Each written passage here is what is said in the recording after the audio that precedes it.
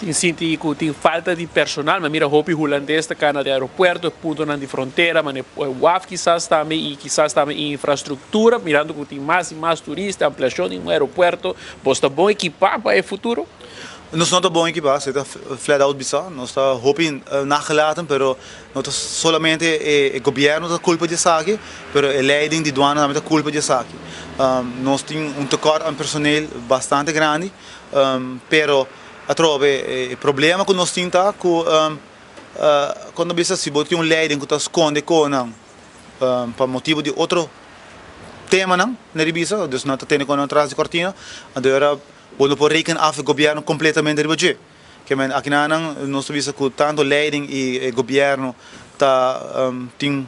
culpabilidade nessa aqui, mas agora se agora botar a leiding não está funcionar devidamente, maneira me está e botar bate na porta de ministro que está encarregado e sai também tá lá que porta será of está habia pero não está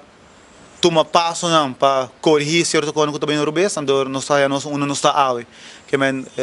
nós tem problema com o personal, não tem falta de personal de douana, infraestrutura, obviamente tem com leu a nós de sindicato sa nós não aguardo of douana não aguardo envolver, tem com leu nós de parte de ampliação de aeroporto. De passado cá vai sair algo a suceder que tata hopi na lata de parte de leiding que não há regel para o corpo de douana haja seu espaço ideal para funcionar de aeroporto. Agora que mesmo quem viaja com a situação tá orbo chega rubo não tem caminho para personal e seguir mencionando na WAF também nós temos mesmo eixo com o personal que mendes tem hobby challenges não pero me te querer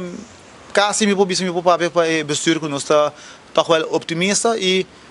time will tell e dado caso você lo tende